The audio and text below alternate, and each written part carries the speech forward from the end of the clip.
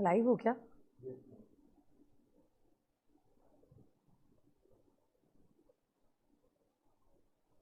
Mic check, audio एक बार check कर लेना।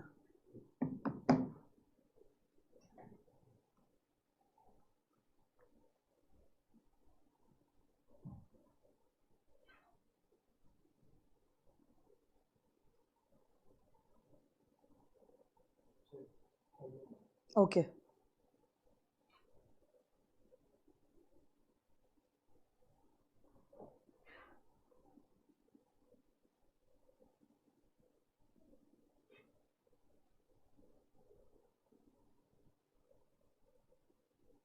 मॉर्निंग। चलो लेट्स स्टार्ट। अरे अरे अरे अरे, उधर से मत जाओ, पीछे से जाओ।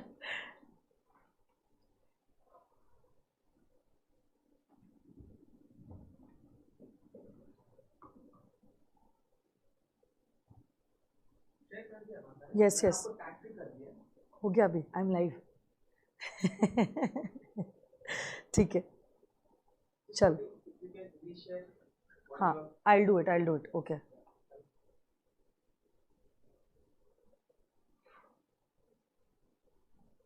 ओके,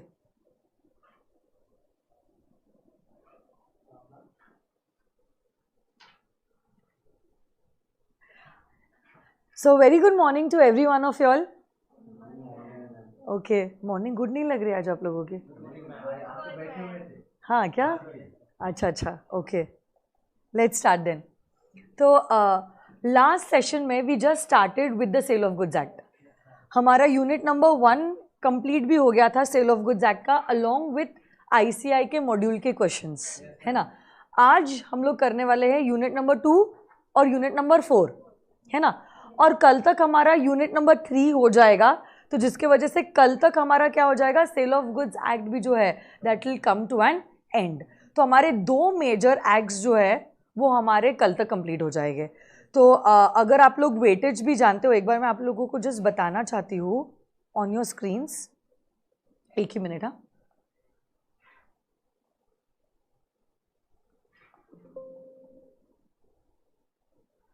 तो मैंने आपको डे 1 जब हमने क्लास शुरू की थी, ये रिवीजन सेशन, मैंने आपको बताया था कि ऑलमोस्ट इंडियन कॉन्ट्रैक्ट एक्ट का जो वेटेज है वो 22 से 24 मार्क्स का होता है, डिपेंडिंग अपॉन इंस्टीट्यूट का मूड कितना है, बट कम से कम 22 मार्क के सवाल आउट ऑफ 60 मार्क्स।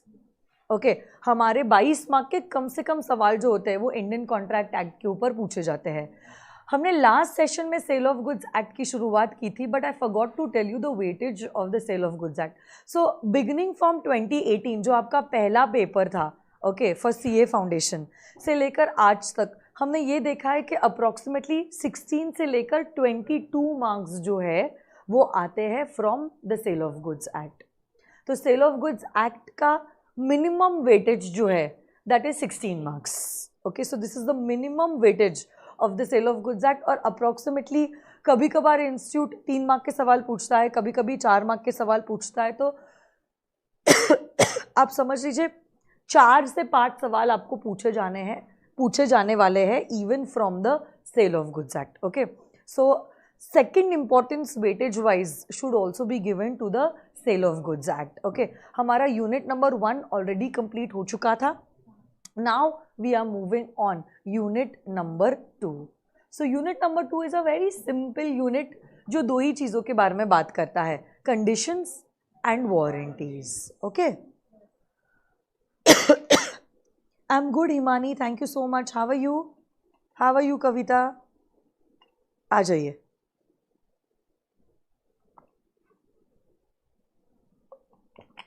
So जैसे हमने रिवीजन सेशंस की जब शुरुआत की थी, मैंने आपको बताया था everyone is suppose to revise with me. तो जो भी टॉपिक हम डिस्कस कर रहे हैं मेरे साथ साथ ही आपने जवाब देना है, और along with that if you feel कि आप कहीं पे अटक रहे हो या आपके सवाल का जवाब गलत आया है, please mark that concept there and there itself, ताकि इसके बाद की जो आपकी रीडिंग रहे आप ज़्यादा कॉन्सेंट्रेट कर रहे हो for those topics which are your weaknesses. Okay, चलो let's start then. Chapter number 2 of the sale of goods act, conditions and warranties. Okay, stipulation as to time. जब कभी मैं स्टिपुलेशन एज टू टाइम की बात करती हूं, so this stipulation as to time could be either relating to the payment or it could be relating to the delivery of the goods. Section 11 कहता है that the delivery of the goods shall be made without any delay. तो जो time आपने promise किया है, हम expect करते हैं कि उसी टाइम फ्रेम के अंदर आप गुड्स की डिलीवरी कर रहे हो. बट जहां तक पेमेंट की बात है यार, पेमेंट का क्या है, पेमेंट तो आज नहीं तो कल आपको मिल ही जाएगा. जो ज्यादा इंपॉर्टेंट है पेमेंट से भी ज्यादा is delivery of the goods. So these delivery of the goods must be made without any delay. So that was the stipulation as to time relating to the time of delivery and the time of payment for the goods that you have purchased. इससे भी ज्यादा important जो topic है that is relating to conditions and warranties. तो आप लोग जानते हो माय डियर फ्रेंड्स, सुनो ना मेरी बात. Condition, what do you mean by a condition? Can you tell me? Condition का क्या मतलब होता है? क्या? हाँ, तो डेफिनेशन क्या है कंडीशन की? Condition is a stipulation that is essential to the main purpose of the contract. वापस से सुनो मेरी बात, everyone just repeat it with me तो लर्न होगा. Condition is a stipulation. Stipulation is a kind of a representation. तो जब कभी भी गुड्स को बेचा जाता है, आप लोग जानते हो वो प्रोडक्ट के बारे में हम काफ़ी सारी चीज़ों को रिप्रेजेंट करते हैं. जैसे कि से फॉर एग्जाम्पल आप कोई बाइक लेने जा रहे हो, so if you are going to purchase the bike, आप काफ़ी सारी चीज़ों के बारे में इंक्वायरी करते हो और सेलर भी बाइक के बारे में काफ़ी सारी चीज़ों के बारे में आपको बताता है. जैसे कि सेलर कहता है कि बाइक का प्राइस क्या है, उसका एवरेज क्या है, उसके क्या सारे फीचर्स है. तो ये सारी चीज़ों को, सर्विसिंग कितनी मिलेगी, क्या बाइक के साथ आपको कुछ एक्सेसरीज मुफ्त में मिलेगी. सो बेसिकली काफ़ी सारी चीज़ों के बारे में आपको बताया जाता है when the goods are sold to you. तो ये जो सारी चीज़ें के बारे में आपको बताया जाता है उसको कहते हैं as a representation. So any stipulation that is essential to the main purpose of the contract is known as a condition. तो जैसे कि आप तो स्टूडेंट हो, तो स्टूडेंट के लिए budget is one of the biggest element. तो आप जब बाइक खरीदने जा रहे थे, आपके लिए मेन ड्राइविंग फैक्टर वाज कि ये बाइक आपको कितने का एवरेज दे रही है. ये जो सेलर था उसने कहा it will give you an average of 40 kilometres पर लीटर, बट रियलिटी में से फॉर एग्जाम्पल आपको 25 किलोमीटर का ही एवरेज मिल रहा था. तो आपको नहीं लगता ये रिप्रेजेंटेशन गलत है? मतलब there is a breach of a condition. इसको क्या माना जाएगा? Breach of a condition. And this breach of condition will give you the right to repudiate the contract. Breach of a condition gives you the right to repudiate the contract. Breach of a condition gives you the right to repudiate the contract. और अगर stipulation as to the main purpose of the contract is known as a condition. So what do you mean by a warranty? क्या आप लोग बता सकते हो warranty का क्या मतलब होता है?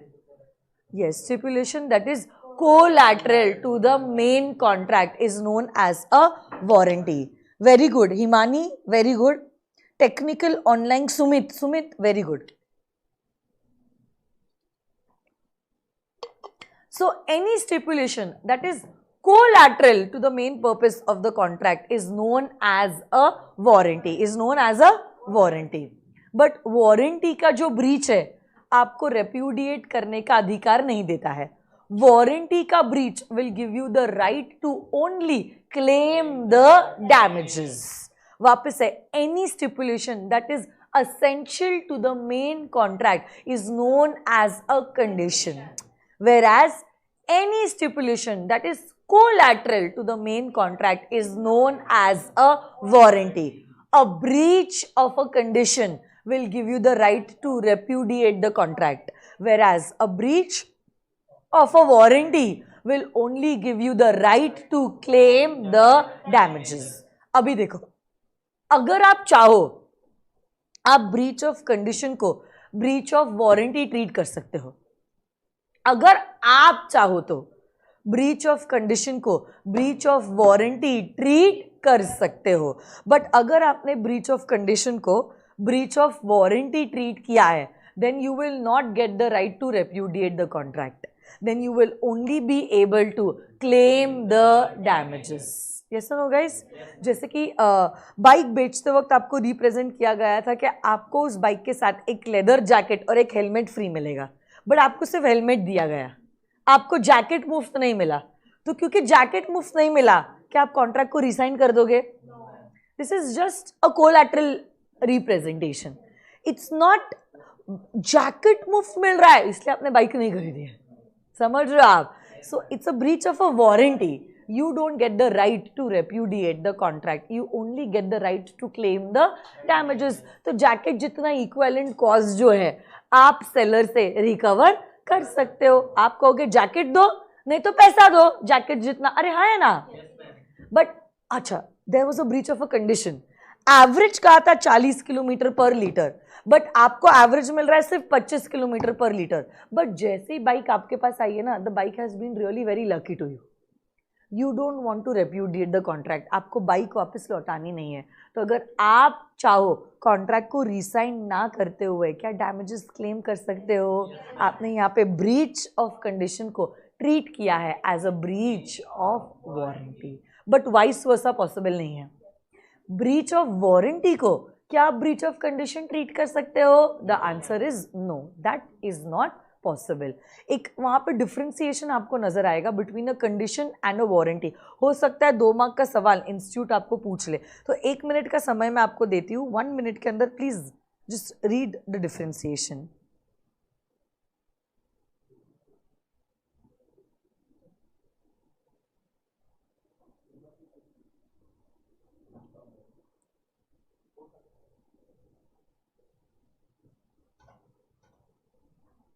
It's very easy. I have already discussed all the points with you right now only. 2 minute पहले तक सारे points discuss हो चुके हैं. So this was the differentiation between a condition and a warranty. अब देखो, when can a condition be treated as a warranty? तो सुनो ना मेरी बात,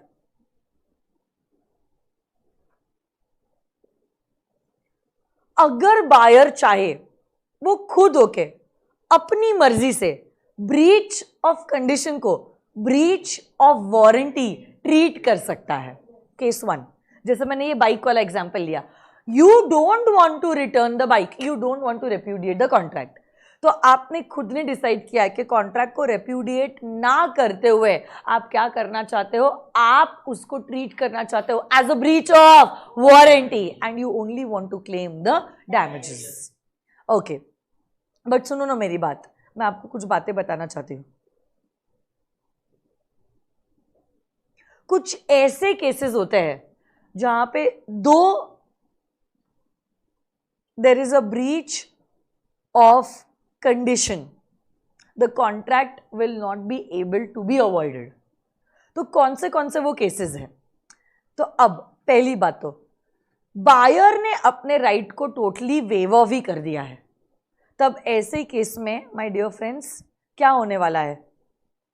in the following cases the contract is not avoided, not avoided, not avoided, मतलब आपने contract को रेप्यूडिएट नहीं किया है, भले ही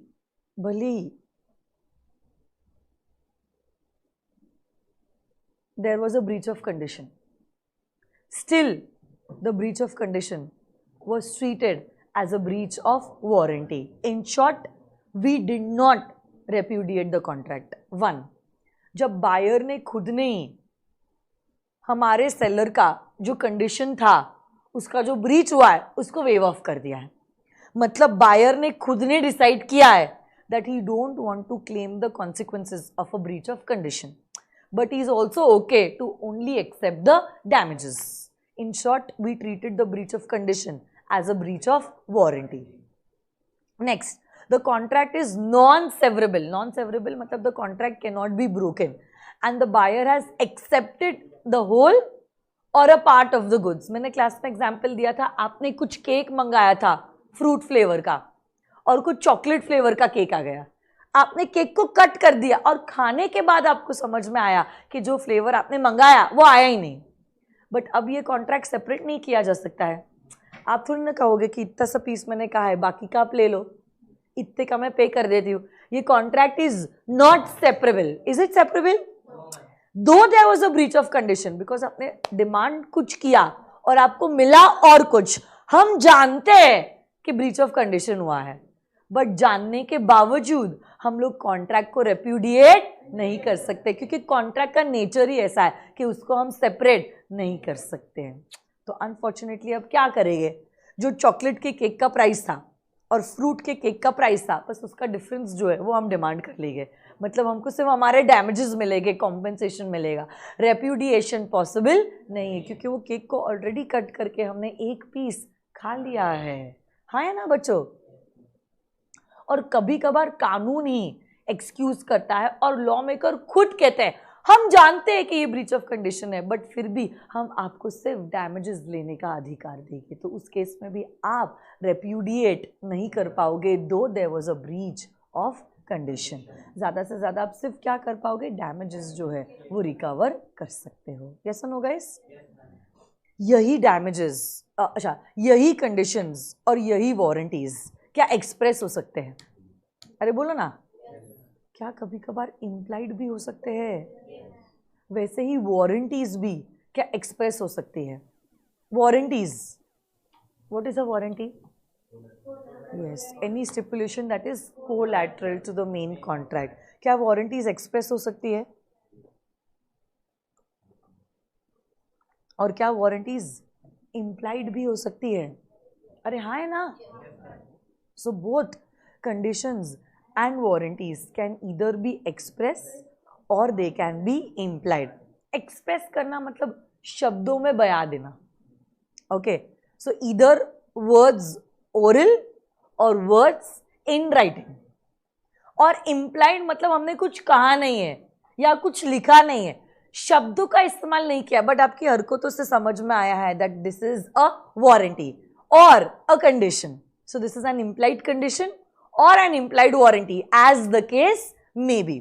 तो दोनों भी conditions भी और warranties भी express भी हो सकती है और implied भी हो सकती है। बट याद रखना, a breach of condition gives you the right to resign the contract, or if you wish to resign ना करते हुए you can claim the damages, but a breach of warranty only gives you one right, and that is the right to claim the damages. Yes or no guys? Express condition और express warranty का तो सवाल ही नहीं होता है, क्योंकि वो तो हमने कॉन्ट्रैक्ट में क्या एक्सप्रेसली डिसाइड किया है। एक्सप्रेस मतलब क्या? शब्दों में बयां किया है। क्या हमने खुद डिसाइड किया ये एसेंशियल है या ये कोलैटरल है? अगर हमने डिसाइड किया कि ये एसेंशियल है तो ये एसेंशियल है, मतलब क्या है? ये कंडीशन है या वारंटी है? कंडीशन है। बट अगर हमने ये कहा है कि ये मेन कॉन्ट्रैक्ट के लिए एसेंशियल नहीं है, but this is something collateral, तो क्या होगा? वारंटी होगा।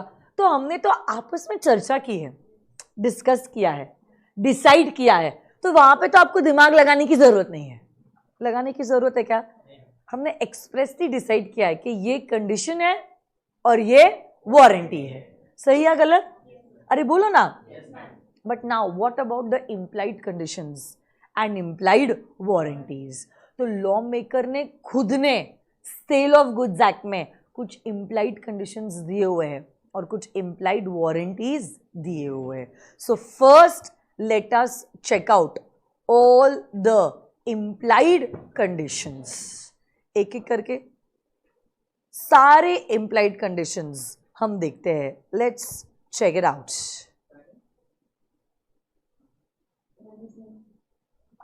Okay. सबसे पहला पॉइंट, इम्प्लाइड कंडीशंस की हम बात करें। इम्प्लाइड, कानून ने इसको इम्प्लाई किया है। First implied condition is condition as to title. Condition as to, जब कभी भी सेल हो रहा है इट इज वेरी ऑब्वियस कि सेलर के पास गुड्स को बेचने का अधिकार है, क्योंकि अगर सेलर के पास गुड्स को अधिकार नहीं है बेचने का तो ऐसे केस में वो बेचेगा कैसे?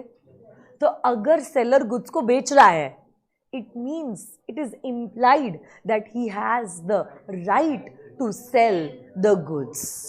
And if the goods are future goods or if the goods are contingent goods, he will get the right to sell the goods. But basically seller के पास goods को बेचते वक्त goods को बेचने का अधिकार ऑलरेडी आ चुका है या तो आ जाएगा. This is very implied in nature. So this is very obvious. हम ये प्रिज्यूम कर सकते हैं कि एवरी कॉन्ट्रैक्ट ऑफ सेल जब कभी भी हो रहा है तो अगर सेलर गुड्स को बेच रहा है उसके पास गुड्स को बेचने का अधिकार है. उसके पास गुड्स को बेचने का अधिकार, उसके पास गुड्स को बेचने का अधिकार. Sale by description important point है. कभी कभार गुड्स को बेचा जाता है बाय अ डिस्क्रिप्शन. जैसे कि मेरे को कुर्क की कॉफी चाहिए या आसाम की चाय पत्ती चाहिए. ओके, ये मैंने डिस्क्राइब किया है कि मेरे को ऐसे गुड्स चाहिए. या तो मुझे बासमती चावल चाहिए जिसकी लेंथ आधा सेंटीमीटर होना चाहिए, 1 सेंटीमीटर होना चाहिए. मैंने डिस्क्राइब किया है, स्पेसिफाई किया है कि मेरे को बासमती चावल की लेंथ 1 सेंटीमीटर चाहिए. ऐसा चावल देना मेरे को सेलर. समझ रहे आप? क्या मैंने गुड्स को डिस्क्राइब किया है. अब अगर मैं गुड्स को डिस्क्राइब करती हूँ, क्या सेलर की भी जिम्मेदारी बन जाती है कि जो डिस्क्रिप्शन मैंने बताया है उसी के हिसाब से वो गुड्स बेचे. तो अगर वो मेरे को चावल दे रहा है, I will not compromise the चावल. एक तो मेरे को बासमती चावल चाहिए और उसकी लेंथ 1 सेंटीमीटर होना जरूरी है. अगर मेरे को कॉफी चाहिए, मेरे को कुर्क की ही कॉफी चाहिए. अगर मेरे को चाय पत्ती चाहिए तो मेरे को आसाम की ही चाय पत्ती चाहिए. अच्छा, कृतिका कह रही है मैम जैसे आप डायमंड खरीदने जाते हो बड़े लोग, तो मैम आप स्पेसिफाई करते हो कि डायमंड की क्वालिटी ऐसी होनी चाहिए, कलर ऐसा होना चाहिए, वो इतने कैरेट का 1.5 कैरेट का होना चाहिए. तो आपने डिस्क्राइब किया है. और जब आप डिस्क्राइब करते हो, सेलर की जिम्मेदारी बन जाती है कि जैसा आपने डिस्क्रिप्शन दिया है वो वैसे ही गुड्स को बेचे. देखो, डिस्क्रिप्शन सेलर के साइड से भी हो सकता है और बायर के साइड से भी होता है. ये तीनों चारों एग्जाम्पल मैंने जो दिए, यहाँ पे डिस्क्रिप्शन हो रहा था बायर के साइड से, बट डिस्क्रिप्शन सेलर के साइड से भी हो सकता है. जैसे कि फॉर एग्जाम्पल मैं अपनी कार बेच रही हूँ, तो मैं आपको कह रही हूँ कि क्या आप मेरी कार खरीदना चाहते हो. तो आप पूछ रहे हो मैम आपकी कार कौन सी. तो मैं कह रही हूँ मेरी ब्रायो कार है, मैंने ये कार 10 साल पहले खरीदी थी, वो इतने किलोमीटर चली है, उसका कलर ये है. So basically now the description is from the side of the seller. कल जाके ठीक है आप मान जाते हो और ये कार खरीद लेते हो. कार को खरीदने के बाद आपको समझ में आता है ये कार 10 साल नहीं 20 साल पुरानी है और 10,000 किलोमीटर नहीं 25,000 किलोमीटर चली है. आपको नहीं लगता है, आपको ऐसा फील होगा कि आपके साथ धोखा हुआ है? अरे हाँ है ना, क्योंकि goods are not matching with the description. And if it is a breach of a condition, will you have the right to rescind the contract? अरे बोलो ना. Next, sale by sample. तो बहुत बार ऐसा होता है that goods are sold by a sample. So this bulk that is supplied shall correspond with the sample. बराबर ना? The bulk that is supplied shall correspond with the sample. If the bulk does not correspond the sample, okay, the buyer has a right to resign the contract. The buyer has a right to resign the contract. But of course, bulk sample से correspond हो रहा है या नहीं हो रहा है, उसके लिए the buyer should be given a reasonable opportunity to compare the bulk with the sample that he had selected. तो एक अपॉर्चुनिटी होनी चाहिए इंस्पेक्शन के लिए. और अगर इंस्पेक्शन के बाद ये समझ में आ गया कि हमने जो सैंपल सिलेक्ट किया था उससे बल्क करस्पॉन्ड नहीं कर रहा है, क्या बायर के पास कॉन्ट्रैक्ट को रिसाइन करने का अधिकार आ जाएगा? आपको पता है क्यों आएगा? Because this is an implied condition, and a breach of an implied condition gives the buyer the right to rescind the contract. Sometimes the goods could be sold by sample as well as description. Next point कहता है quality और fitness. ये भी important point है my dear friends. There is no implied condition as to quality और fitness of the goods. बराबर ना? There is no implied condition as to quality और फिटनेस ऑफ द गुड्स. ये आपको खुद डिसाइड करना पड़ता है एज अ बायर. तो से फॉर एग्जाम्पल कल जाके मेरे को मेरे बाल को कलर करना है, तो अब मैं जाती हूँ कोई सलून और मैं कहती हूँ कि मेरे को बालों को कलर करना है, but say for example my skin and my hair they are too sensitive. तो अब जिम्मेदारी मेरी है हेयर ड्रेसर को बोलने के लिए कि मेरी स्किन, मेरे बाल बहुत सेंसिटिव है, बहुत ड्राई है, तो आप ऐसी कंपनी का कलर सजेस्ट कीजिए जो मेरे बाल को डैमेज ना करे. समझो, अब मैं बाल को अगर कलर करूँ तो ऑब्वियस सी बात है there are going to be chemicals that are going to be used. तो जिम्मेदारी मेरी है कि मैं बोलूँ हेयर ड्रेसर को यार कि मेरे बाल बहुत सेंसिटिव है, मेरी स्किन बहुत सेंसिटिव है, मेरे बाल बहुत ड्राई है. तो इसको थोड़ी ना समझ में आने वाला है कि मेरा स्किन क्या सेंसिटिव है, नहीं है, नॉर्मल है, ड्राई है या क्या है. तो जिम्मेदारी मेरी है कि मैं बताऊं, जिम्मेदारी उसकी नहीं है. So there is no implied condition as to quality और fitness of a particular product. आप अगर क्राउड से कुछ अलग हो, जिम्मेदारी आपकी है कि आप कहो कि मेरा नॉर्मल इंडियन स्किन नहीं है, मेरा स्किन बहुत सेंसिटिव है, या मेरे बाल बहुत ज्यादा ड्राई है. Are you understanding this?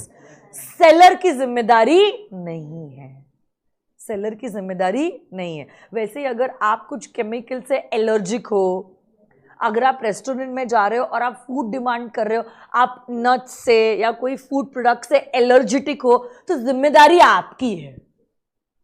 उनको थोड़ी ना समझ में आएगा कि आप किसी चीज से एलर्जिक हो. आई बात समझ में?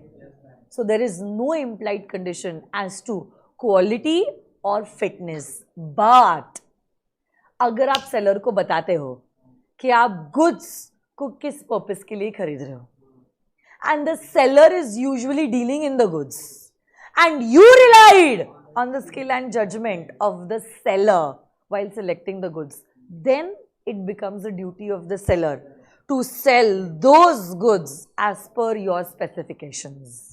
फिर अगर सेलर ने गुड्स को आपके हिसाब से नहीं बेचा, तब आप सेलर को जिम्मेदार ठहरा सकते हो. तो say for example I went to buy a water bottle which will keep my water warm for approximately 6 to 8 hours, क्योंकि कंटिन्यूसली मेरे लेक्चर्स चालू है. I am harassing my vocal cord and my throat is always warm.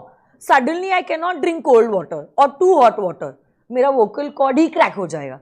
तो I want a water bottle जो मेरे lukewarm, कहते ना, कुनकुना पानी को कुनकुना ही रखेगा, उसको ठंडा गर्म नहीं बनाएगा. तो मैं गई सेलर के पास, मैंने कहा मेरे को एक ऐसी वाटर बॉटल दो जिसमें जैसे टेम्परेचर में मैंने पानी डाला है वैसी टेम्परेचर कम से कम 6 से 8 घंटे रहे.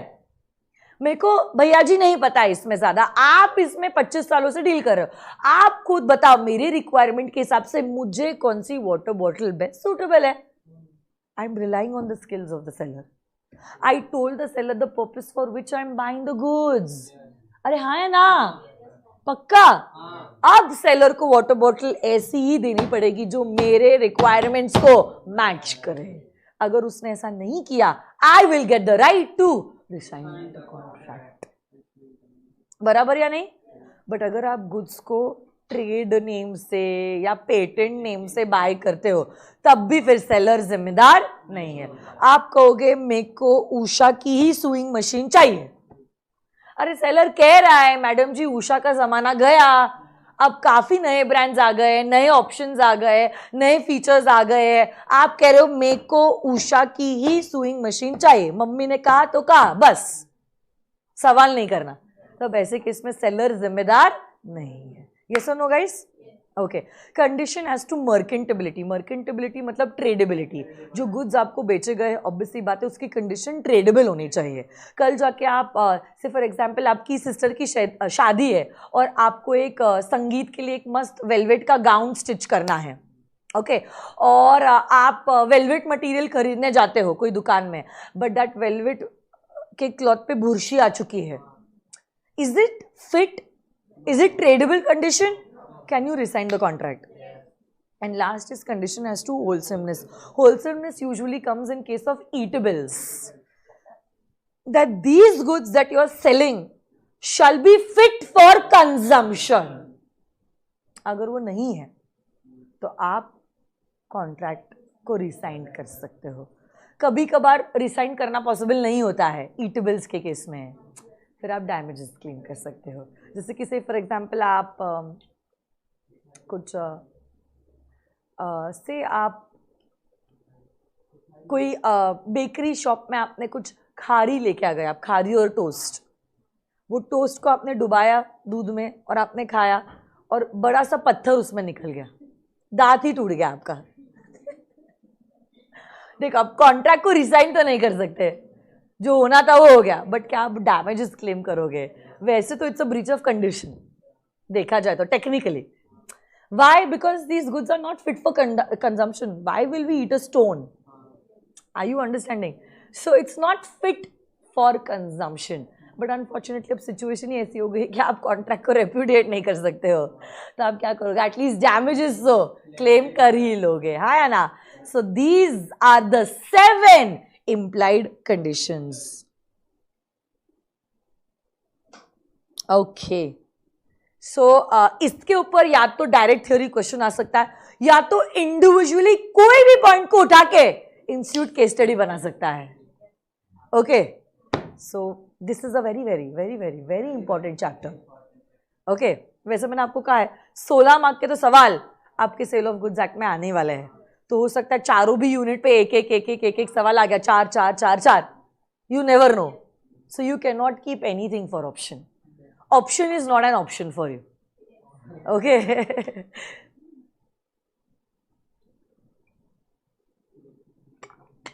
अब कुछ कुछ बच्चे इन दिनों में से पूछते हैं मेरे को इंस्टा पे कि मैम हम कौन सी एक्ट ऑप्शन पे रखें.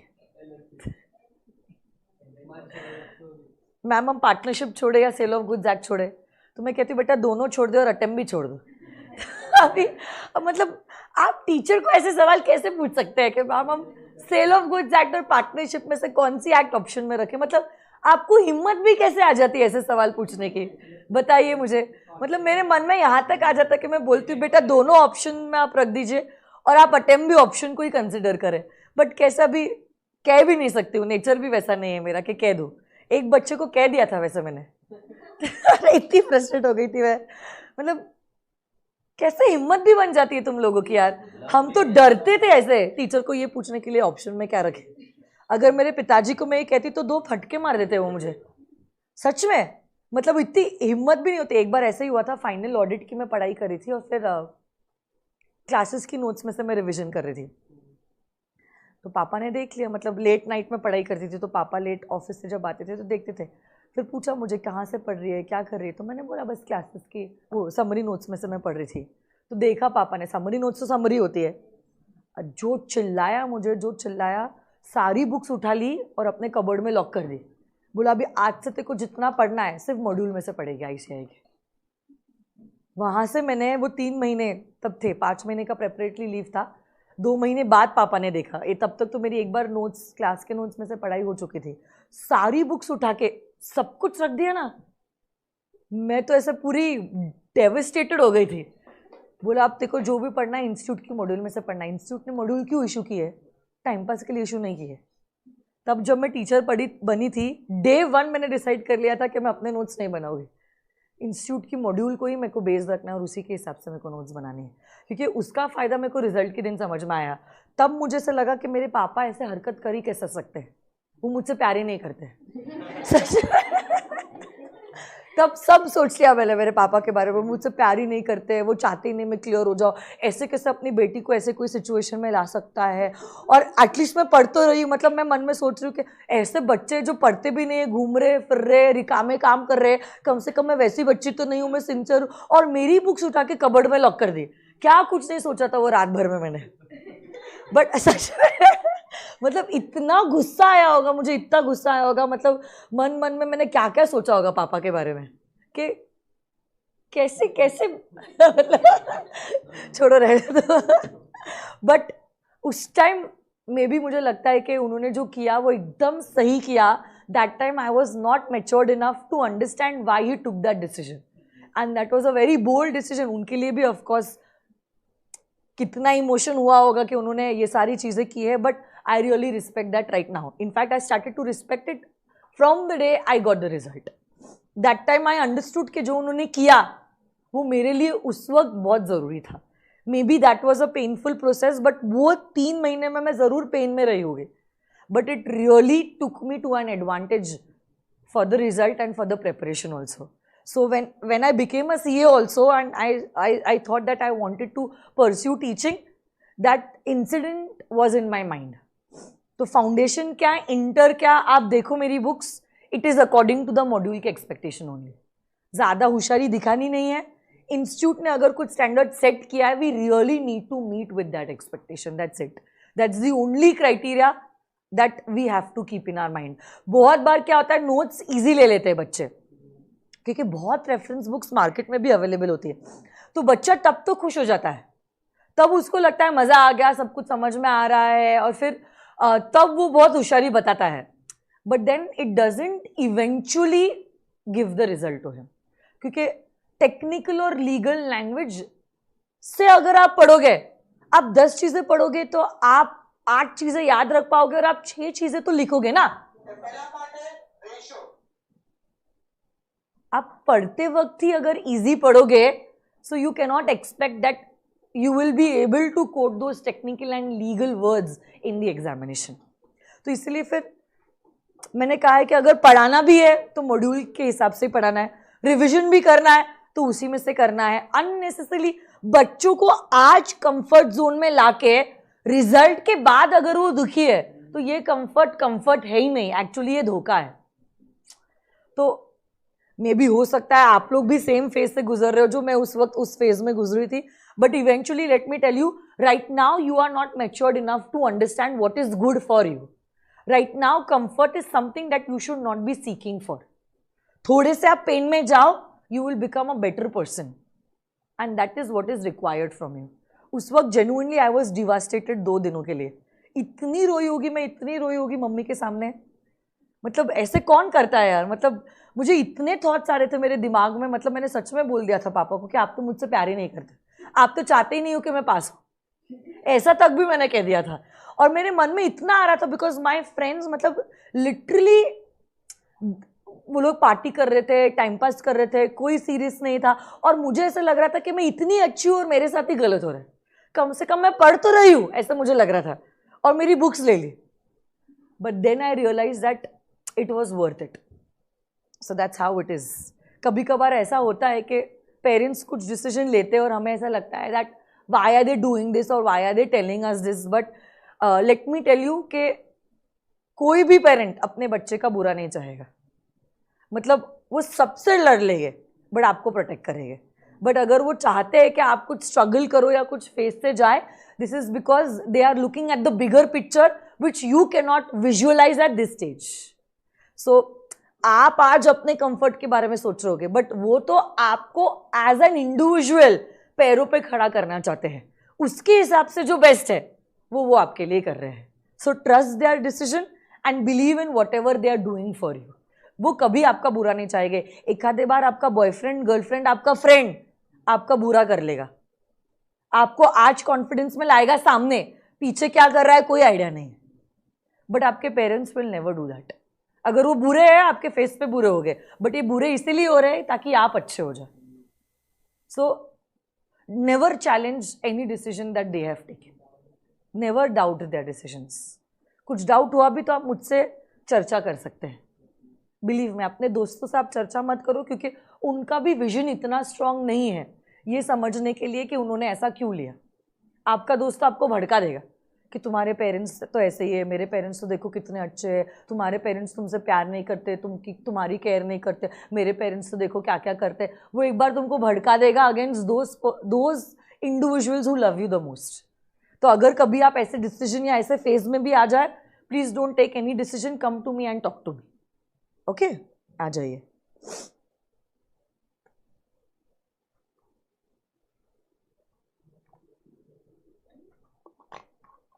क्या हुआ?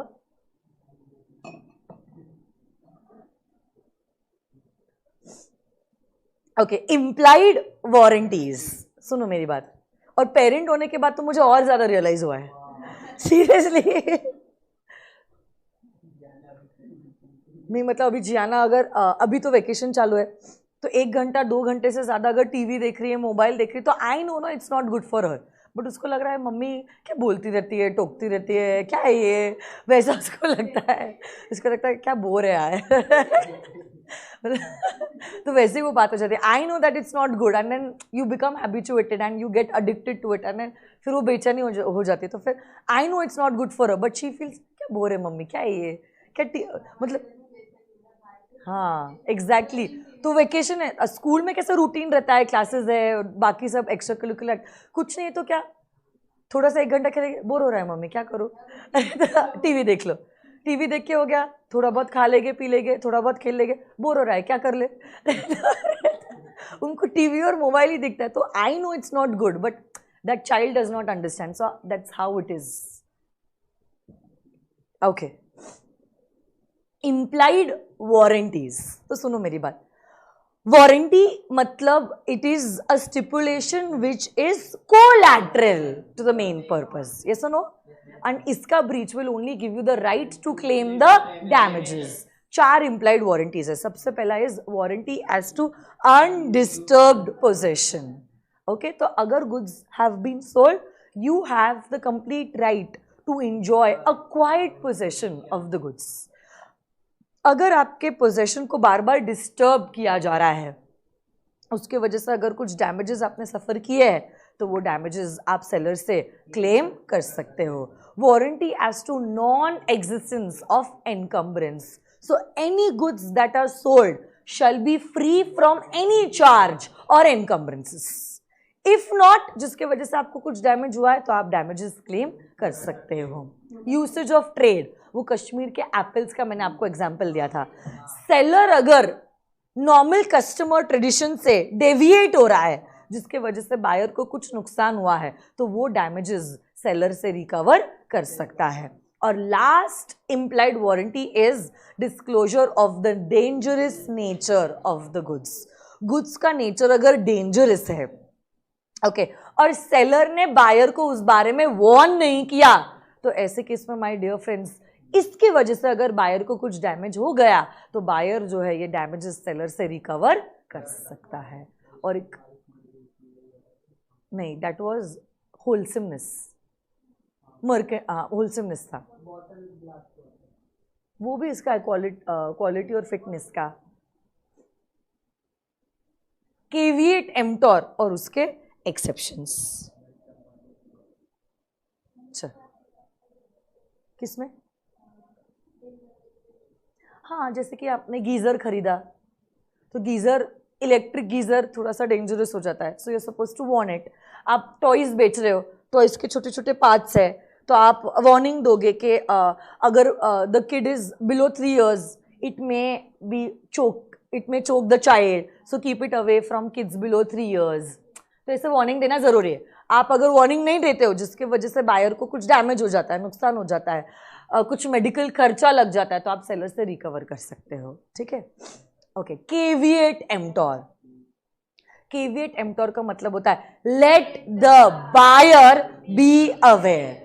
तो सेलर अगर गुड्स को डिस्प्ले कर रहा है ओपन मार्केट में, बायर जा रहा है और गुड्स को ऑब्जर्व कर रहा है, देख रहा है और उसके बाद वो सिलेक्ट कर रहा है खुद होके, तो कल जाके बायर के बैड डिसीजन के लिए सेलर रिस्पॉन्सिबल नहीं है। So seller is in no way responsible for the bad selection of the buyer. Yes or no, guys?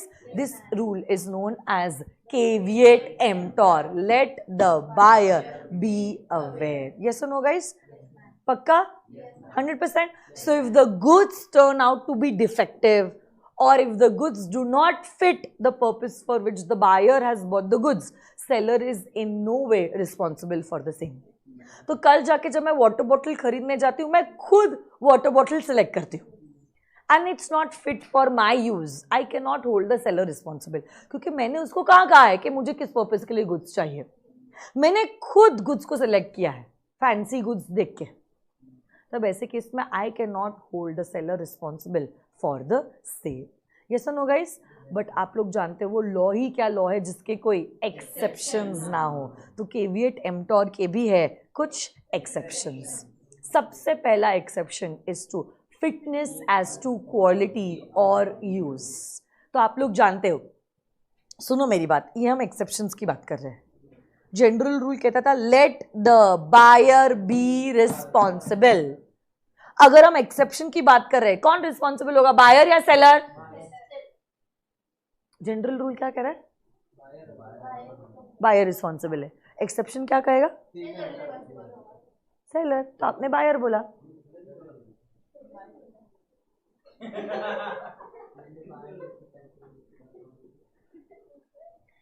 Caveat emptor का जनरल रूल कहता है let the buyer be aware. जब हम उसके एक्सेप्शंस की बात कर रहे हैं तो बायर रिस्पॉन्सिबल नहीं होगा, सेलर रिस्पॉन्सिबल होगा। एक्सेप्शन मतलब उसका रिवर्स हो गया ना। तो अब पहला, फिटनेस एज टू क्वालिटी और यूज, बायर ने सेलर को बताया है कि क्या पर्पस के लिए आप गुड्स खरीद रहे हो। In fact the buyer has relied upon the skills of the seller and the seller is ordinarily dealing in those goods। फिर भी अगर सेलर बायर की रिक्वायरमेंट के हिसाब से गुड्स नहीं बेचता है तो कौन रिस्पॉन्सिबल है? सेलर रिस्पॉन्सिबल है। मतलब क्या एक्सेप्शन हो गया? समझ में आई क्या बात? बायर ने गुड्स को डिस्क्राइब किया है और उस डिस्क्रिप्शन के हिसाब से सेलर ने गुड्स को नहीं दिया है, सेलर रिस्पॉन्सिबल है। बायर ने सैंपल सिलेक्ट किया था और बोला था बल्क इसी सैंपल के हिसाब से देना, सेलर ने नहीं दिया उस हिसाब से, कौन रिस्पॉन्सिबल है? सेलर। मर्केंटेबल क्वालिटी के नहीं है गुड्स, कौन रिस्पॉन्सिबल है? कभी कभार goods are sold by sample and description, Baskin Robbins का एग्जांपल को याद कीजिए, कौन रिस्पॉन्सिबल है? सेलर। ट्रेड यूसेज नहीं किया है, आप जानते हो कि कस्टम है कि हम रॉ एप्पल्स भेजे, फिर भी आप राइप एप्पल्स भेज रहे हो, सेलर रिस्पॉन्सिबल है। और लास्ट, सेलर ने कोई डिफेक्ट को एक्टिवली कंसील किया है कि बायर कल जाके अगर रीजनेबल इंस्पेक्शन कर भी ले तो उसको डिफेक्ट के बारे में पता नहीं चलेगा। तो इसमें गलती बायर की नहीं, इसमें गलती सेलर की है और केविएट एम्प्टोर यहां पे अप्लाई नहीं होगा। यस और नो गाइस? श्योर? 100%? क्या बात है, very good. Let's go to the ICI module. झालं, यूनिट नंबर 1, 2 हो चुका है ना। अब यूनिट नंबर 4 भी आज हो जाएगा by 1:30 along with the questions. कल तो हमें यूनिट नंबर 3 करना है और सेल ऑफ गुड्स एक्ट को कंप्लीट करना है। देखो, ऐसे अगर कभी छुट्टी हो जाती है क्लास में तो आपको राइटिंग प्रैक्टिस करनी चाहिए। ऐसे नहीं कि कल छुट्टी हो गई तो हम लॉ ही नहीं पढ़ेंगे, ऐसा थोड़ी ना होता है। कल ज्यादा पढ़ाई की लॉ की, गुड, ऐसा ही होना चाहिए बेटा। लॉ का पेपर भी तो 100 मार्क्स का है।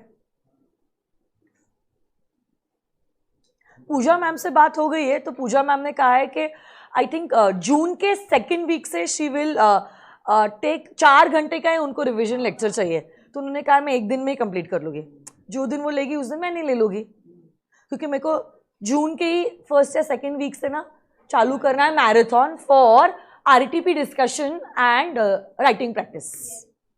तो वो मैं और मैम आपस में डिस्कस कर लेंगे, आप लोग टेंशन मत लो, वो चीज़ की जिम्मेदारी हमारे ऊपर है, हम क्लैश नहीं करेंगे एक दूसरे से। जिस दिन मैम का होगा उस दिन मैं नहीं लूँगी।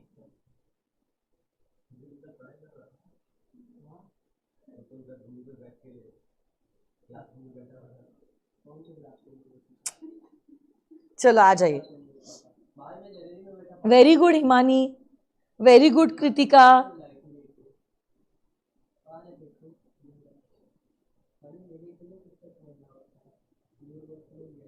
डिस्क्रिप्टिव क्वेश्चंस पे आ जाइए, अच्छे क्वेश्चंस है इस चैप्टर के।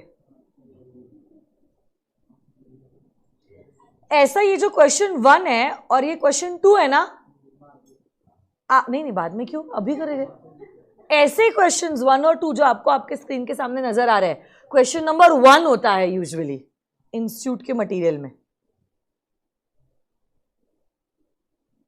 Messrs. Woodworth and Associates, a firm dealing with the wholesale and retail buying and selling of various kinds of wooden logs, customized as per the requirement of the customers.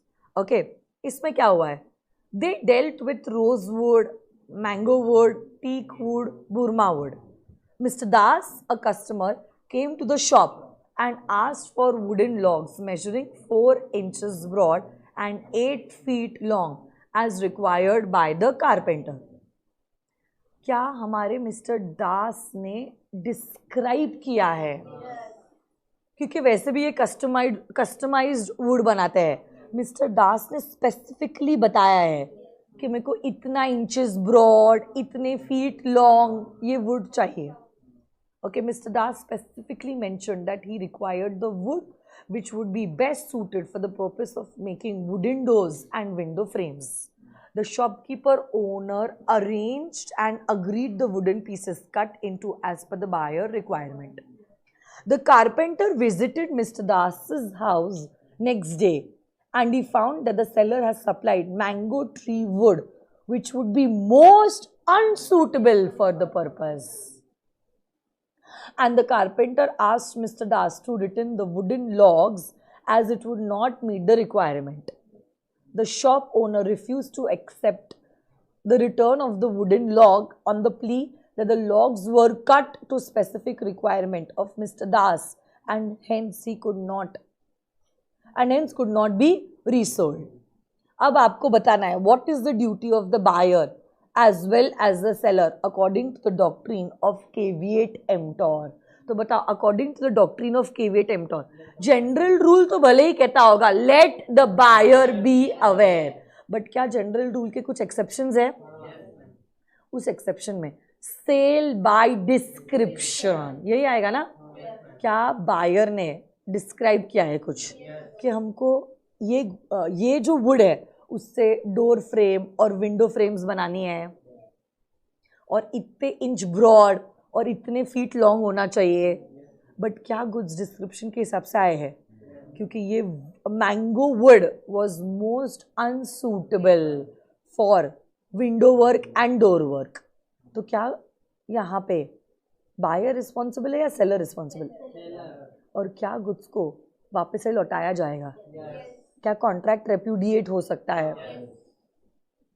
Whether Mr. Das would be able to get the money back or the right kind of wood as per the required serving his purpose. Yes. तो या तो आप इस mango logs को लौटा के आपका पैसा ले लो या तो मैंगो लॉग्स को लौटा के आपके रिक्वायरमेंट के हिसाब से दूसरा लॉग ले लो. हाँ है ना? नेक्स्ट.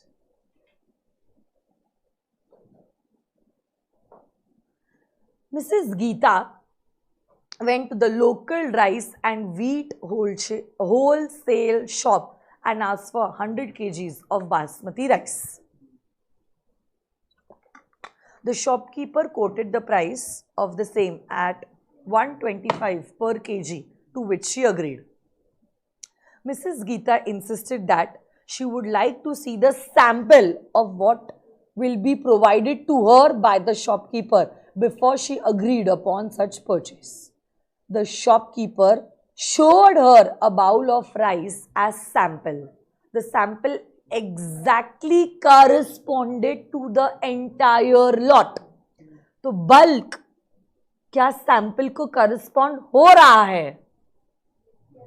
अरे हाँ है ना? The buyer examined the sample casually without noticing the fact that even though the sample was of basmati rice, but it contained a mix of long and short grains. यहाँ पे गलती मिसेस गीता की नजर आ रही है. उसको बाउल भर के वो चावल दिए थे, उसने ऐसे ऐसे ही देख लिया, अच्छे से चेक नहीं किया. She was not prudent. और वैसे तो सेलर ने सैंपल के हिसाब से ही बल्क सप्लाई किया है. हाँ या ना? तो यहाँ पे मिसेस गीता की गलती है. यहाँ पे गलती सेलर की नहीं नजर आ रही है, अभी तक तो नजर नहीं आ रही है. The cook on opening the bags complained that the dish if prepared with the rice would not taste the same as the quality of rice was not as per the requirement of the dish. Maybe कुछ बिरयानी बनानी होगी तो छोटे चावल से कहाँ बनेगी? समझ रहे हो आप? Now Mrs. Geeta wants to file a suit of fraud against the seller, alleging him of selling mix of goods and cheap quality rice. Will she be successful? She will not be successful. Why? Yes, let the buyer be aware. यहाँ पे bulk is corresponding the sample. तो seller responsible नहीं है. Mrs. Geeta responsible है.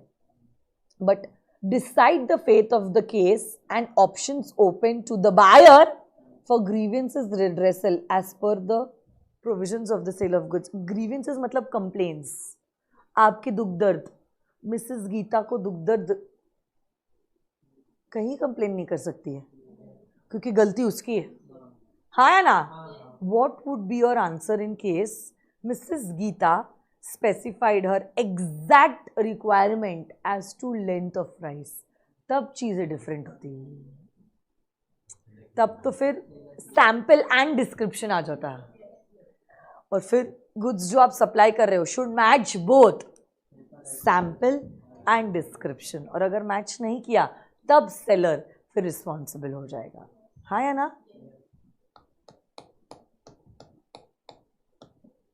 कितने questions है? 6. Okay. X consults Y, a motor car dealer, for a car suitable for touring purpose to promote the sale of his product. ये same question book में भी था मेरे. Y suggest Santro and X accordingly buys it from Y. Touring purpose के लिए Santro बोल रहा है, वो इनोवा बोलना चाहिए था. The car turns out to be unfit. Obviously Santro Maruti कैसे टूरिंग पर्पस के लिए यूज करेंगे? For touring purpose. What remedy X is going to have now under the sale of goods act? बोलो. नहीं, सेल बाय डिस्क्रिप्शन है क्या ये? Fitness. यहाँ पे क्या बायर ने सेलर को बताया है the purpose for which is buying the goods? Is he also relying on the goods? So should the seller sell the goods according to the requirements of the buyer? जो यहाँ पे नहीं हुआ है. तो क्या बायर को कॉन्ट्रैक्ट को रिसाइन करने का अधिकार मिल जाएगा? गुड्स को लौटा के क्या अपना पैसा ले सकता है? हाँ या ना? आप डिस्क्रिप्शन भी लिख सकते हो, आपकी चॉइस है. दोनों आंसर्स करेक्ट है. Mrs. G bought a tweeted coat from P. Now, she used the coat. She got rashes on her skin as her skin was abnormally sensitive. Madam की गलती है. अगर उसकी इतनी सेंसिटिव स्किन है उसको बोलना नहीं चाहिए. But she did not make this fact known to the seller. कितना अच्छा इंस्टीट्यूट, ये भी लिख दिया. Mrs. G filed a case against the seller to recover the damages. Can Mrs. G recover the damages? Mrs. G unfortunately will not be able to recover the damages. अगर उसकी skin sensitive है उसको इस बारे में बताना ज़रूरी है. Because there is no implied condition as to fitness of the goods. Next, question number 5. Certain goods were sold by sample by A to B, who in turn sold the same by sample to C, and C by sample sold the goods to D. So A to B, B to C, C to D. The goods were not according to the sample. पूरी कहानी होने के बाद पता चला goods are not according to the sample. Therefore D, who find a deviation of the goods from the sample, rejected the goods and gave a notice to C. C sued B and B sued A, advised B and C under the Sale of Goods Act. देखो ultimately अभी goods किसके पास है? D के पास. किसके पास है? So it is D who can file a case. बाकी लोगों ने तो ऑलरेडी फर्दर सेल कर लिया है. उनके तो जो राइट्स थे वो खत्म हो गए ना, क्योंकि उन्होंने गुड्स को जैसा था वैसे एक्सेप्ट किया है और गुड्स को फर्दर सेल भी कर दिया है. यस और no guys? And last question is question number 6. A person purchased bread from a baker's shop. The piece of bread contained a stone in it, which broke the buyer's tooth while eating. What are the rights available to the buyer under the Sale of Goods Act? Eatables, हाँ, but देखो आपको reference भी तो देना पड़ेगा ना, provision of law. Eatables जब बेचे जाते हैं, there is an implied condition as to wholesomeness. They should be fit for consumption. Obviously बात है, ब्रेड में पत्थर आना is not fit for consumption. There is a breach of implied condition. You can repudiate the contract. अगर repudiation possible नहीं है तो फिर आप damages claim कर सकते हो. Yes or no guys? So this is all about unit number 2. 3 कल होगा. अब हम 4 पे जाते हैं. Unpaid seller.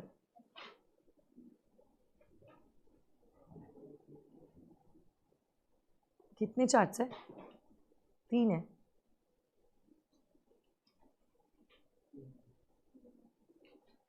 पाँच मिनट का ब्रेक लेना है.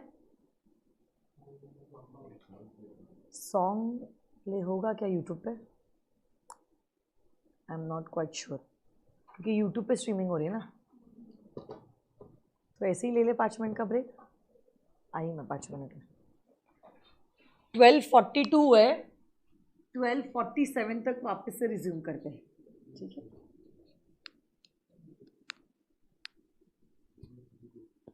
क्या हुआ?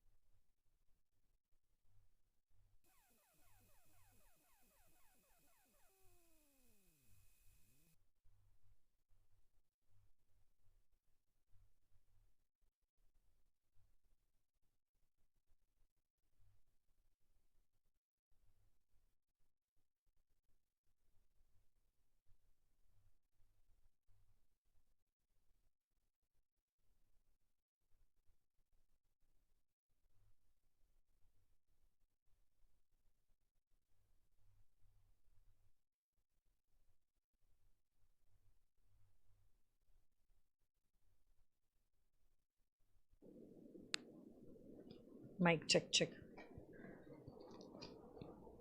Let's start.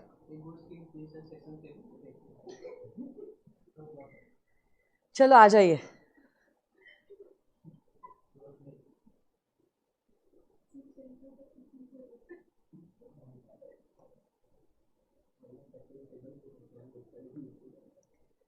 Unpaid seller, who is an unpaid seller? Yes, ऐसा कोई seller who did not receive the complete price of the goods that have been sold is known as an unpaid seller. या तो उसको कोई negotiable instrument मिला था और ये इंस्ट्रूमेंट डिसऑनर हो गया है, या तो उसको सिर्फ पार्ट पेमेंट मिला है, या तो कुछ पेमेंट मिला ही नहीं है। ऐसे सेलर को कहते हैं एज एन अनपेड सेलर। यही अनपेड सेलर जो होता है, he has rights against the buyer and also rights against the goods just in rem and just in personam. Just in rem are the rights against the goods. कल जाके अगर आपका seller unpaid seller है तो आपके seller को 3 तरीके के राइट्स मिलते हैं अगेंस्ट द गुड्स। कौन से राइट मिलते हैं? Right of lien, right of stoppage in transit and right of resale. इसमें से आपका राइट ऑफ लीन और right of stoppage in transit सबसे ज्यादा इंपॉर्टेंट है। ओके, देखो वापस से, आपको ना एक तो राइट्स मिलते हैं अगेंस्ट द गुड्स और दूसरे आपको मिलते हैं राइट्स अगेंस्ट द बायर। जो आपके राइट्स रहते हैं अगेंस्ट द गुड्स वो 3 तरीके के होते हैं। ओके, कौन सा राइट एक्सरसाइज करना है वो डिपेंड करता है actually upon the facts and circumstances of every case. Okay, right of lien, right of stoppage in transit and right of resale. First right is the right of lien. यहाँ पे क्या बताया गया है? यहाँ पे कहा गया है ये जो अनपेड सेलर होता है, अनपेड सेलर मतलब पहली बात तो सेलर कैसा है? अनपेड है, उसको अभी तक उसके बेचे गए गुड्स का पेमेंट नहीं मिला है, वो लीन को एक्सरसाइज कर सकता है। बट देखो, लीन का मतलब ही होता है गुड्स को रिटेन करना जब तक आपको आपका पेमेंट नहीं मिलता है। रिटेन आप कब कर पाओगे गुड्स को? जब आपके पास गुड्स का पोजेशन हो, जब आपके पास गुड्स का पोजेशन हो।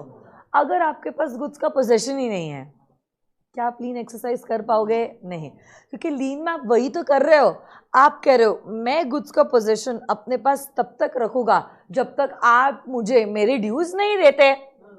तो ये लीन एक्सरसाइज करने का प्राइमरी रिक्वायरमेंट ये है कि seller should be having the possession of the goods. You are retaining the possession of the goods until the payment of the goods is made to you. Yes or no, guys? So lien can be exercised as long as the goods remain in the possession of the seller. अगर seller ने goods का possession buyer को दे दिया है, क्या लीन exercise हो सकता है? So when can lean B exercised? 1, goods are sold on cash and cash has not yet been received, or goods are sold on credit, credit period has expired and we have not yet received the payment, and third, the buyer has become insolvent. In 3 cases में आप लीन के right को exercise कर सकते हो। Yes और no guys? Part delivery हुई है, पार्ट डिलीवरी बाकी है, तो फिर आप क्या करोगे? किस पे लीन एक्सरसाइज करोगे? यस, जो गुड्स की डिलीवरी नहीं हुई है, क्या उन गुड्स पे लीन एक्सरसाइज किया जा सकता है? अरे हाँ या ना? अच्छा, लीन कब टर्मिनेट होती है? 1, आपने गुड्स की डिलीवरी ऑलरेडी बायर को दे दी है, या आपने गुड्स की डिलीवरी कैरियर को दी है और ये कैरियर बायर के लिए काम करता है, या तो फिर सेलर ने अपने लीन के राइट को कर दिया है वेव, तब ऐसे केस में लीन की राइट हो जाती है टर्मिनेट। तो लीन एक्सरसाइज करने के लिए प्राइमरी रिक्वायरमेंट ही है कि आपके पास गुड्स का पोजेशन होना ज़रूरी है। आपने गुड्स का पोजेशन बायर को दे दिया या ऐसे कैरियर को दे दिया जो बायर के लिए काम करता है, तो आपका लीन का राइट भी हो जाता है टर्मिनेट। या तो अगर आपने खुद अपने इस राइट को वेव ऑफ कर दिया है तब भी लीन का राइट हो जाता है टर्मिनेट। यस और नो गाइस? ओके। हाँ, और जब आपको पेमेंट मिल जाता है तब ऑब्वियसली बात है फिर कॉन्ट्रैक्ट ही डिस्चार्ज हो जाता है, तो किसी के भी कोई भी राइट्स और कोई भी जिम्मेदारी नहीं रहेगी। हाँ, right of stoppage in transit. Okay, stoppage in transit तभी एक्सरसाइज होता है जब बायर इंसॉल्वेंट हुआ है। ओके, देखो लीन तभी भी एक्सरसाइज हो सकता है जब बायर सॉल्वेंट है, और तभी भी एक्सरसाइज हो सकता है जब बायर इंसॉल्वेंट है। But right of stoppage in transit, yes, तभी एक्सरसाइज हो सकता है when the buyer has become insolvent. Unpaid seller ने गुड्स कैरियर को दे तो दिया है, बट गुड्स अभी तक बायर के पास नहीं पहुंचे हैं, so the goods are still in transit. और उस बीच आपको पता चला कि आपका जो बायर है he has been declared insolvent, तब इस केस में आप गुड्स के पोजेशन को वापस से रिज्यूम करते हो। रिज्यूम करना मतलब रीगेन करना, इसको कहते हैं that you have exercised the right of stoppage in transit. तो ये right of stoppage in transit को एक्सरसाइज करते वक्त कौन सी चीज़ों को ध्यान में रखना ज़रूरी है? 1, the goods are in transit, तो ना गुड्स का पोजेशन सेलर के पास है और ना गुड्स का पोजेशन बायर के पास है। The goods are in transit, and when the goods were in transit you came to know that the buyer has been declared insolvent. तो उस केस में आप गुड्स के पोजेशन को वापस से रीगेन कर रहे हो। क्या कर रहे हो? रीगेन कर रहे हो। इसी को कहते हैं that you have exercise the right of stoppage in transit. Stoppage in transit का राइट कब खत्म हो जाता है? बायर के पास गुड्स पहुंच जाते हैं, या तो डेस्टिनेशन में पहुंचने के पहले ही बायर ने लॉफुली गुड्स का पोजेशन ले लिया, या तो कैरियर ने, हमने मना किया तो भी उसने गुड्स बायर के पास ही पहुंचा दिए। हमने कहा बायर के पास मत पहुंचा, हमारे पास पहुंचा दे, फिर भी उस बंदे ने क्या किया? गुड्स को डिलीवर कर दिया to the buyer. Unfortunately my dear friends, आप ना ही लीन एक्सरसाइज कर पाओगे, ना ही स्टॉपेज इन ट्रांजिट। यस और नो गाइस? और एक तीसरा राइट है, and that is the right of resale. आपको पता है लीन और स्टॉपेज इन ट्रांजिट तब तक इफेक्टिव नहीं है जब तक हमें राइट ऑफ सबसेल नहीं मिलता। आप गुड्स को अपने पास रख भी लोगे, अरे करोगे क्या यार, आपको तो अल्टीमेटली गुड्स को बेचने का ही इंटेंशन था। तो this right is really very important, और सच में वो कॉम्प्लीमेंट करता है ऊपर के दोनों राइट्स को। And this right is known as right of resale. Right of resale. तो पहली बात तो आप एक लास्ट नोटिस बायर को देंगे कि चलो देखो इस समय तक आपको पेमेंट देना था, बट इस समय तक आपने पेमेंट नहीं दिया, चलो हम आपको एक आखिरी चांस देते हैं और 10 दिनों में आप पेमेंट कर लीजिए। इन 10 दिनों में अगर आपने पेमेंट किया तो क्या बात है, बट अगर इन 10 दिनों में आपने पेमेंट नहीं किया, we will resell the goods. अब 10 दिन हम वेट करेंगे, अगर हमको पेमेंट मिल गया क्या बात है, फिर हम अनपेड सेलर ही नहीं रहते। बट अगर आपको पेमेंट नहीं मिला, आप गुड्स को रीसेल कर सकते हो। इनफैक्ट आप सरप्लस अपने पास रख सकते हो और डेफिसिट बायर से मांग सकते हो। बट अगर आपने नोटिस नहीं दिए ना, आपको सरप्लस लौटाना पड़ेगा और डेफिसिट आप डिमांड नहीं कर सकते। So it's always justifiable and it's always better to resell the goods after sending a prior notice. Yes or no guys? Perishable goods में तो आपको नोटिस भी भेजने की ज़रूरत नहीं है, हाँ या ना बच्चों?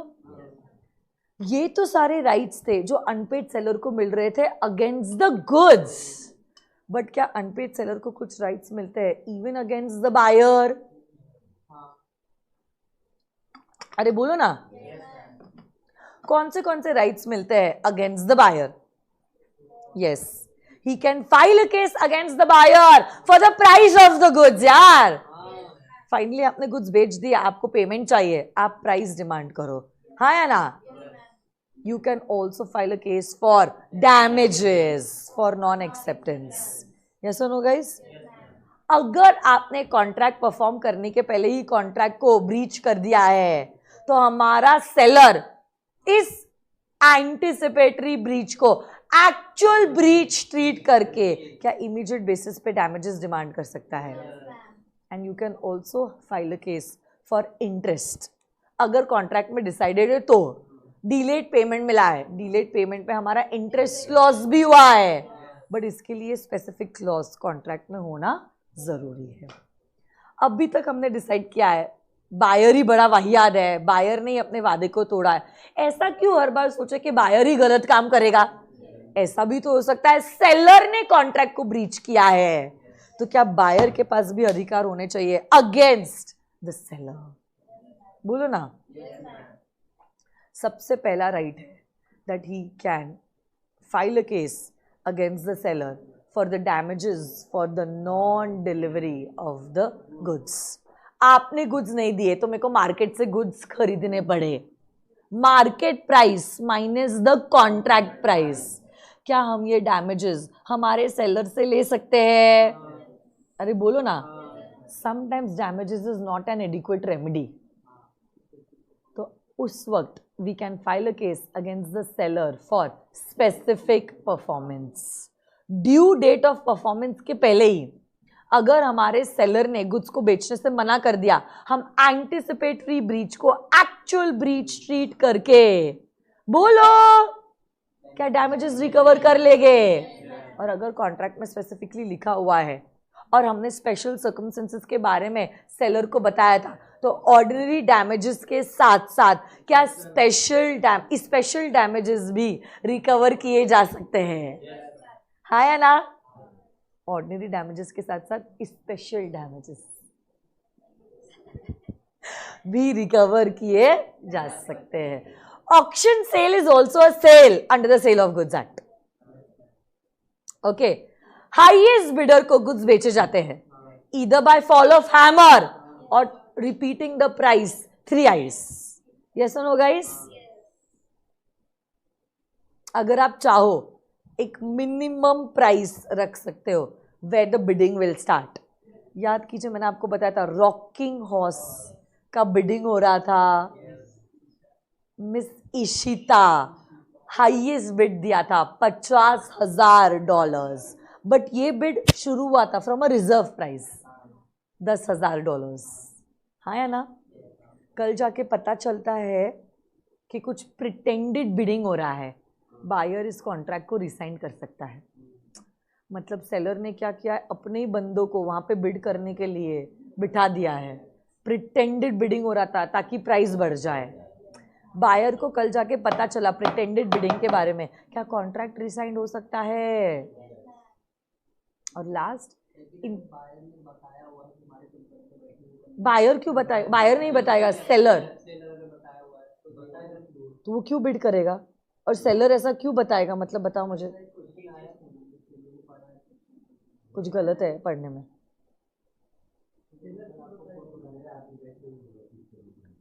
देखो ऐसे केस में मैं आपको बता देती हूँ, अगर ऐसा क्वेश्चन आया भी है, the contract is voidable at the option of the buyer. अगर वो चाहे वो कॉन्ट्रैक्ट को रिसाइन करे और वो चुप बैठे तो कॉन्ट्रैक्ट वैलिड रहता है, ठीक है?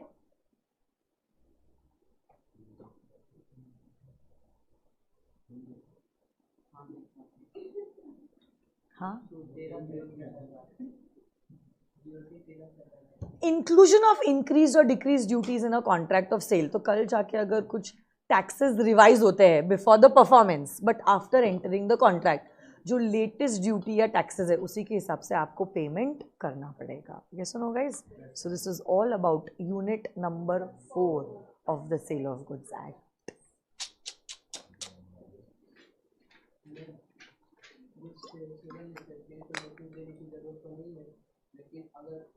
विदाउट नोटिस सेल कर दिया है, डिफिसिट और सरप्लस कुछ हुआ तो मांगेंगे ना, डिफिसिट और सरप्लस मांग भी नहीं देंगे।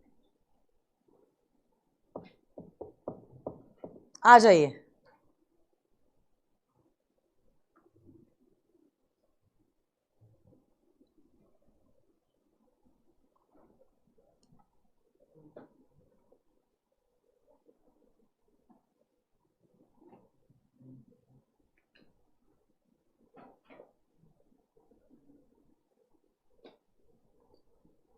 ओके कितने क्वेश्चंस है? ये रहे क्वेश्चन नंबर 1।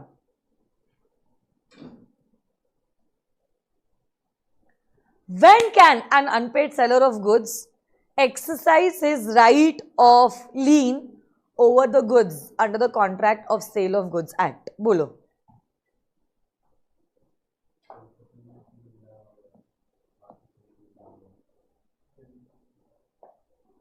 आगे भी पढ़ते।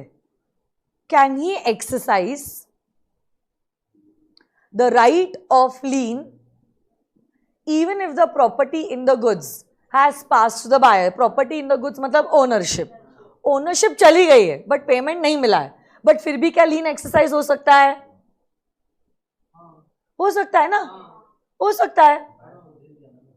प्रॉपर्टी पास हुई है, प्रॉपर्टी मतलब क्या? ओनरशिप पास हुई है, पोजेशन पास नहीं हुआ है, हाँ या ना? And when can such a right be terminated? Can he exercise the right even when he has obtained a decree for the price of the goods from the court? तो मतलब आपने भले ही केस फाइल किया है, फिर भी क्या आप इस राइट को एक्सरसाइज कर सकते हो?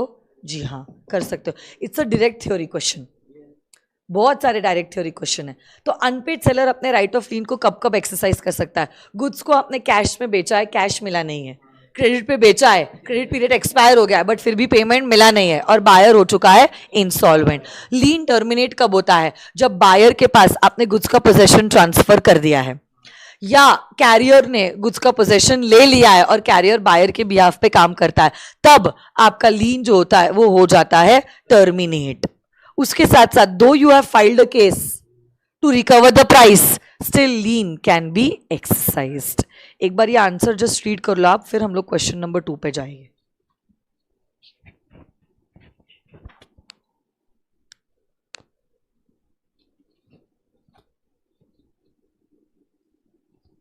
It's a direct theory question.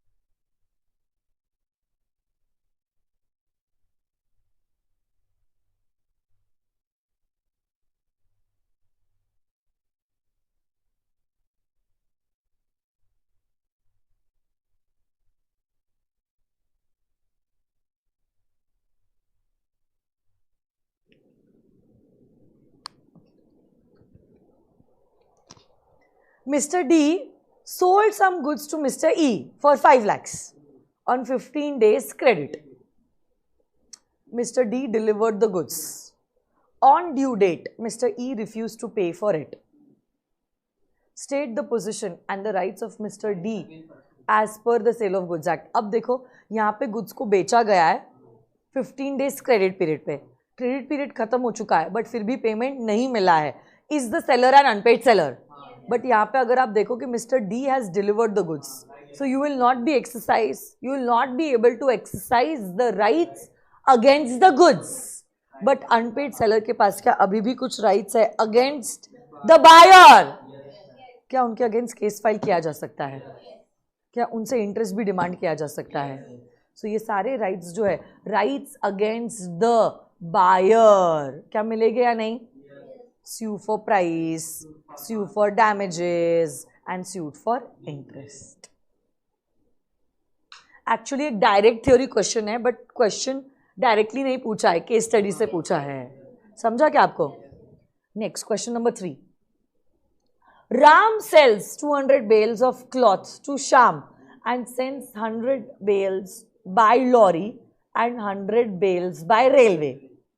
Sham receives the delivery of 100 bales sent by lorry, but before he receives the delivery of the bales sent by railway, he becomes bankrupt. तो क्या goods in transit है? Bankrupt होना मतलब insolvent हो जाना. Unpaid seller क्या कर सकता है? Stoppage of goods in transit.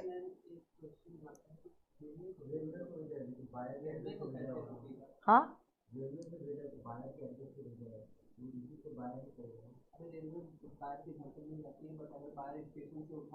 हाँ,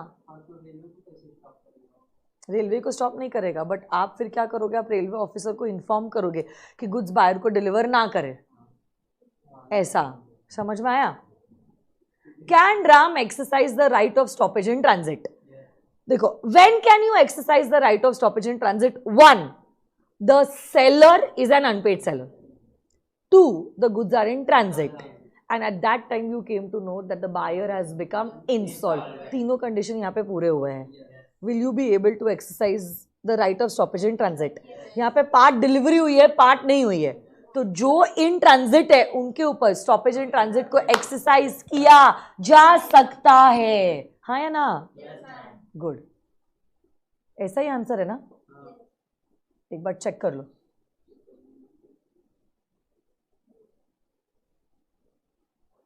yes.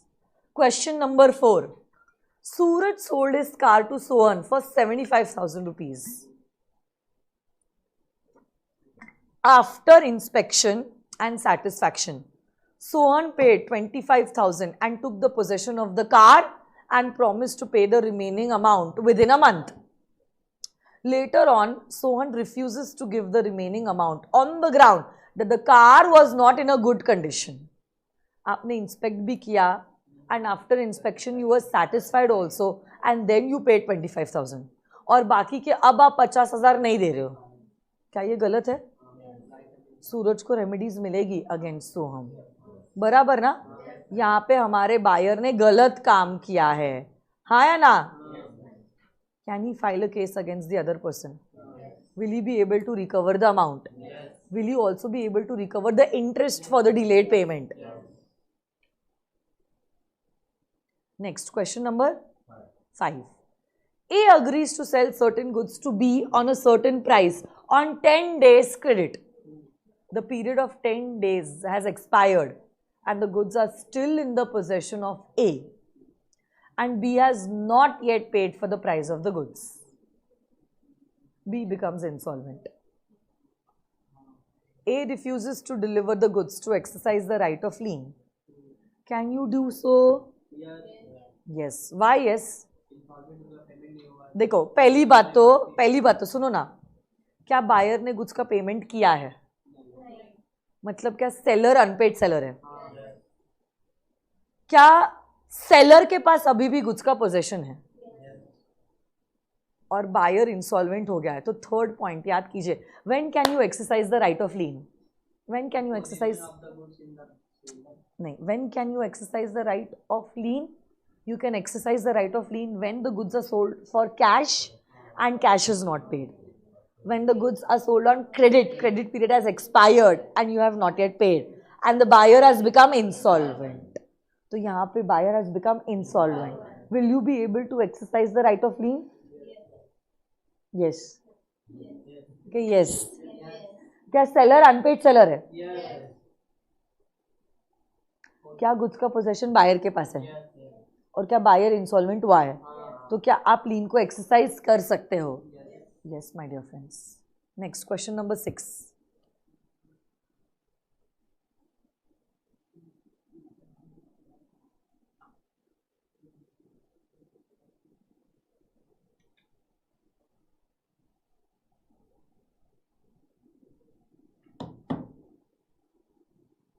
A, who is an agent of the buyer, has obtained the goods from the delivery, nahi, from the railway authorities and loaded the goods on his truck. A is the agent of the buyer. So this person is working for the buyer. उसने already railway authority से goods की delivery ले ली है. मतलब क्या माना जाएगा? Buyer ने गुड्स की डिलीवरी ले ली है. In the meantime, the railway authorities received a note from B, the seller, for stopping the goods in transit as the buyer has become insolvent. Decide whether the railway authorities can stop the goods in transit as instructed by the seller. No, because यहाँ पे goods already buyer के possession में आ जाते हैं, क्योंकि ये A is working on behalf of the buyer. You have lost the right of stoppage in transit. ना lien exercise हो सकता है, ना stoppage in transit. Now you only have the right against the buyer as a person. हाँ या ना? Very good. Tejas, Kritika, Sneha, Gopal, Himani, Kashish. Very good. Last question is, J sold a machine to K. K gave a check for the payment. The check was dishonored. मतलब क्या? seller unpaid seller है. But J handed over But J handed over a delivery order to K. अच्छा. Oh. K sold the goods to R on the basis of the delivery order. J wanted to exercise his right of lien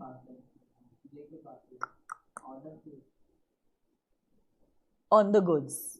Can he do so? बोलो.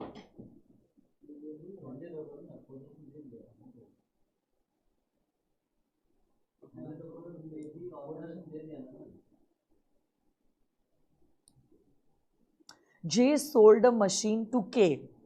K gave a check. Check has dishonored. But J handed over the delivery to K. इससे clear हो जाता है कि possession already के को चला गया है. और अगर गुड्स का पोजेशन के को चले गया है, नहीं, हाँ बराबर, you can not exercise the right of lean. Lean terminate हो गया है वहीं पे. लीन एक्सरसाइज करने के लिए आपके पास गुड्स का पोजेशन होना जरूरी है. यहाँ पे अगर गुड्स का पोजेशन ही नहीं है, unfortunately you will not be able to exercise the right of lien. Yes or no guys? कोई भी दो क्वेश्चंस यूनिट नंबर 2 के और कोई भी दो क्वेश्चंस यूनिट नंबर 4 के आप होमवर्क की तरह लिख के आओगे for tomorrow. Okay, so tomorrow we will be completing unit number 3, by which we will also be done with the revision of the sale of goods. So thank you so much my dear friends. See you tomorrow. Bye bye.